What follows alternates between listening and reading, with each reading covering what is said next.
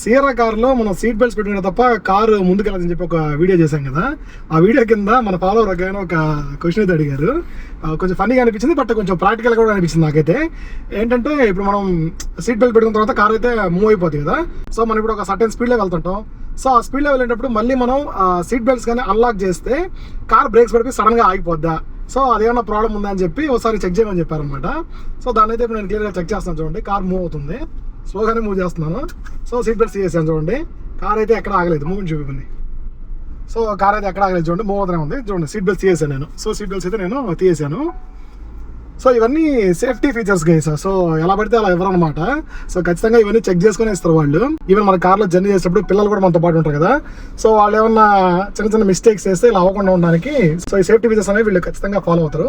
So భయపడొద్దు.